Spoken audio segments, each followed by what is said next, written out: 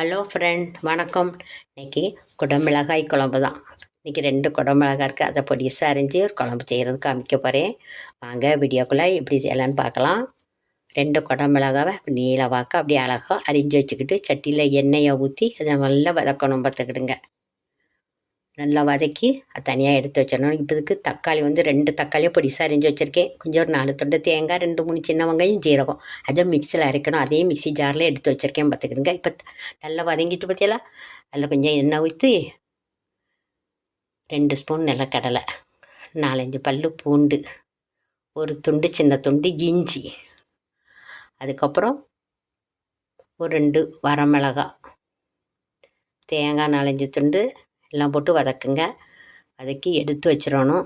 அதுக்கப்புறம் சட்டியில் எண்ணெயை ஊற்றி கடுகு, ஜீரகம், 4-5 மிளகு அதையும் போடுங்க.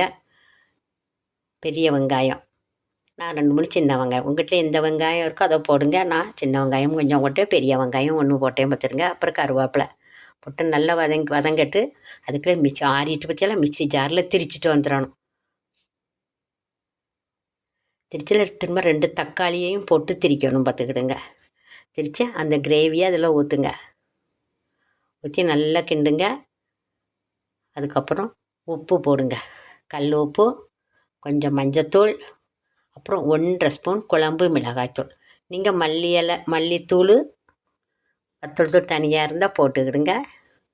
நான் 2 கலந்து தான் அரைச்சி வச்சுருந்தேன். அதனால் 1½ ஸ்பூன் குழம்பு மிளகாய்த்தூள் போட்டேன். மிக்ஸி ஜாரையும் கொஞ்சம் கழுவி ஊற்றுங்க. திரும்ப எக்ஸ்ட்ரா தண்ணி ஊற்றணும். பார்த்துக்கிடுங்க. இப்போது ஒரு 1/2 ஸ்பூன் கஸ்தூரி மேஸ்தி அதையும் போட்டு கொஞ்சம் தண்ணி ஊற்றி நல்லா கிண்டி விட்டுருங்க.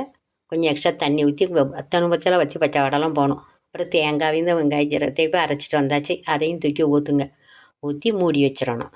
ஒரு நிமிஷம் நல்லா மூடி வச்சு சிம்லேருந்து நல்லா கொதிக்கட்டு நல்லா கொஞ்சம் வற்றி இருக்கும். பார்த்துக்கிடுங்க. அதுக்கப்புறம் நம்ம வதக்கி வச்சுருந்தா குடமிளகாய் அதை போடணும்.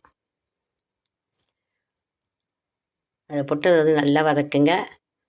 அதுக்கப்புறம் கொதித்தோன்னா திரும்ப ஒரு நிமிஷம் சிம்லேயே வச்சுருங்க.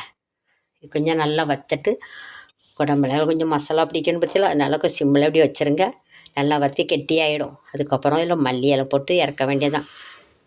இது சாப்பாட்டுக்கு ரொம்ப நல்லாயிருக்கும். சப்பாத்திக்கு எனக்கு மத்தியானம் குழம்புக்கு சாதத்துக்கு சுடணும், நைட்டு சப்பாத்திக்கு வச்சுக்கலாம். இப்படி செய்து சாப்பிட்டு பாருங்களேன், சூப்பராக இருக்கும். நீங்களும் இதுமாதிரி செய்து சாப்பிட்டு பார்த்துட்டு கமெண்ட்டில் சொல்லுங்கள். லைக் பண்ணுங்கள், ஷேர் பண்ணுங்கள், சப்ஸ்கிரைப் பண்ணுங்கள். தேங்க்யூ.